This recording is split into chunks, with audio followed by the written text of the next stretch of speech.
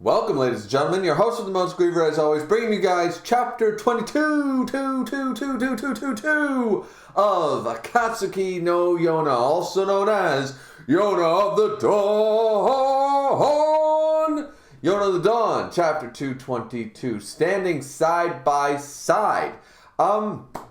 This is a pretty good chapter, though it's not a great chapter.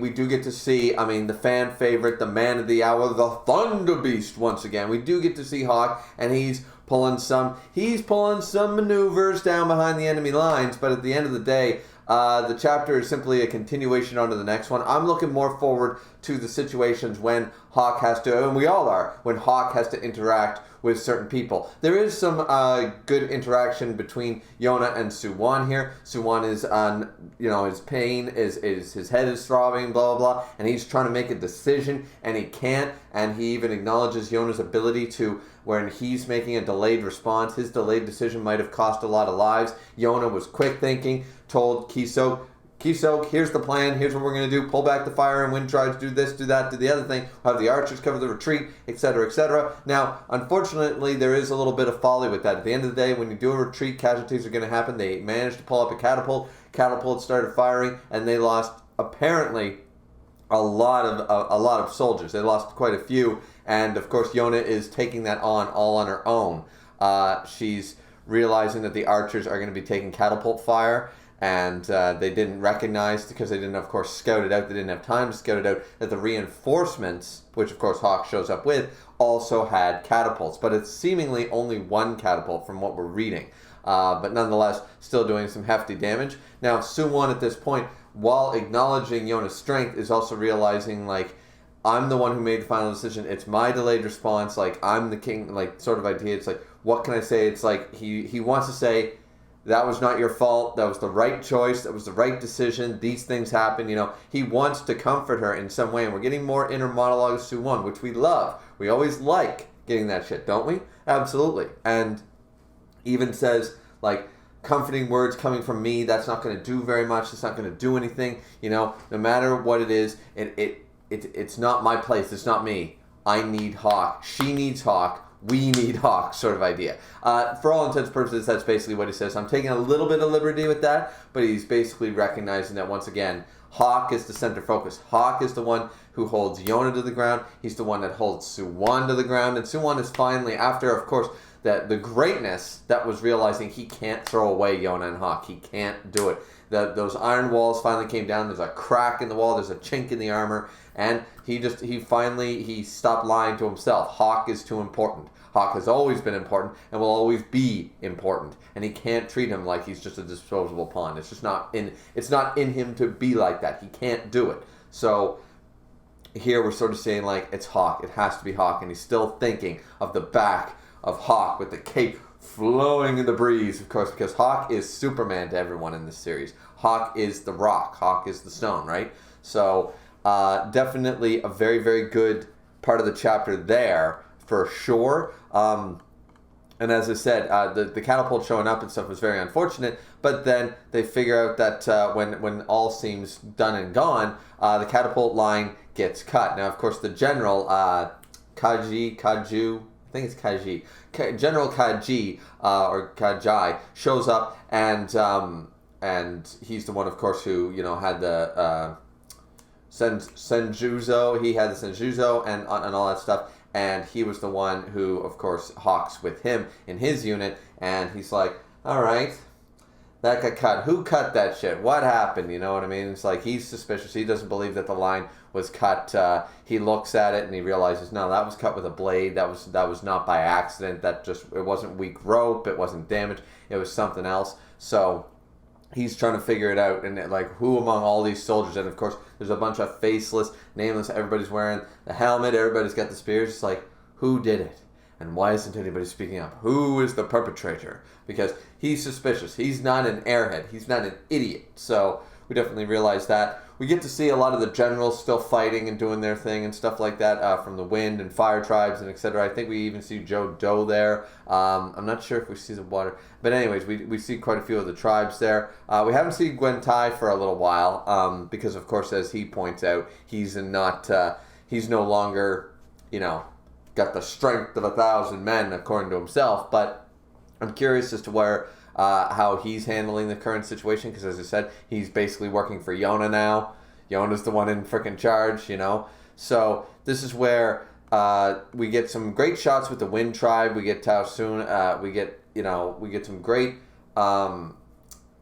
really good stuff with the Wind Tribe, and their new, there's some of the characters that we've met for a while there. Hyundai or how's it spelled? Hyundai, was it an I or an E? Anyways, and he's like, I'm the fastest in the Wind Tribe. Some of the characters that we've met in the Wind Tribe, of course, and they're trying their best sort of idea. They're in a bad situation, and unfortunately, things aren't looking too good. And then, of course, Hawk shows up swinging a goddamn banner around. He's using a banner to beat the shit out of people. It's hilarious. He's injured and he's using a banner like a goddamn pole arm and just cutting everybody down. He's cutting everybody down, and it's absolutely hilarious that he's doing that. And then the guy's like, what are you doing? Stop swinging that thing around. You're hurting us. And he's like, oh, sorry.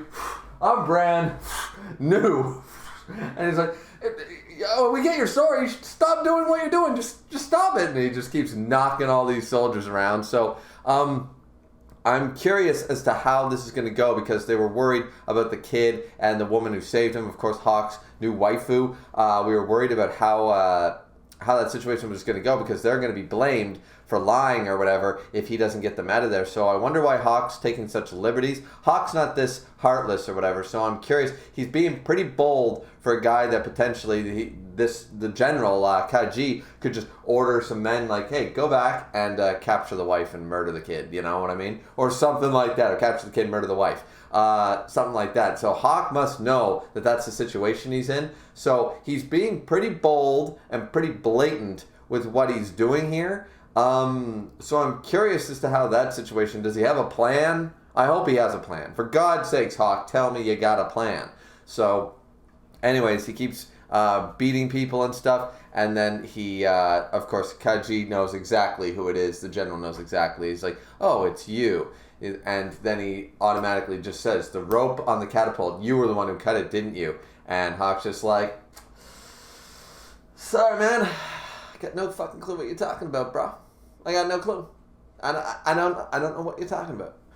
So he's playing the cocky, arrogant son of a bitch like he was when they first met sort of idea. Kaji suspected it was him the entire time anyways. The Wind Tribe, of course, recognizes that it's Hawk, because, of course, that's the area that they showed up at, was the Wind Tribe. So a lot of the Wind Tribe members are like, it's our Hawk, it's our Thunder Beast, it's our general, like, what the hell, And so he's just like, so you are a traitor. He's like, what are you talking about? Would you like some evidence? I'd like to, so as I said before, the one problem with this chapter, it's pretty cool Hawk being Hawk, of course. We all like to see Hawk again. We like seeing Hawk being a badass again, of 100%, 110%. I'm very excited that Hawk is back. However, as I said, slight problem with the whole, what's his game plan for getting the wife and kid out of there? Because that would weigh on his conscience way too much. He's not heartless or anything like that, and that's the whole reason he had to join up in the first place. He was like, all right, thank you, I gotta peace out. And she said, will be killed if you, like this was stated to him. Hawk is not blissfully unaware or anything like that. He's not ignorant of the situation he's in, or that they are in. So, yeah. I'm trying to figure out what the plan is. I'm hoping for maybe in 223 to get a flashback of him telling her what to do right before he left, and sort of idea like, all right, here's my plan. If you want to live, do this A, B, C. If she doesn't do it, it's sort of off his conscience, but he's going to tell her how to survive, how to make it to Coca Kingdom, whatever, something like that, right? So here's hoping that is the case and that is the plan. I'm not 100% sure on if 223 is going to continue with Hawk, or if we're going to, are we really going to continue with Hawk? Or are we going to maybe go forth and follow up with Zeno and the Dragons or something like that? Are we going to focus once again more on soo-won and people like that?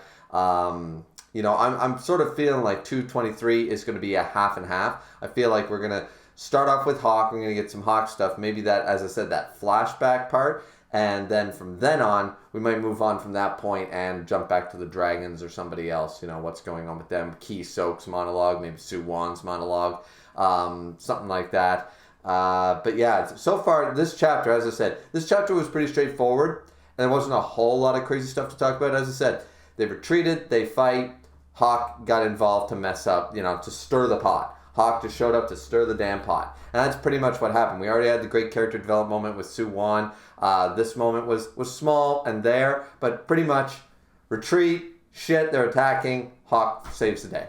And yeah, so for once, a relatively short review. I mean, as I said, I don't think I missed anything or I'm not discussing anything.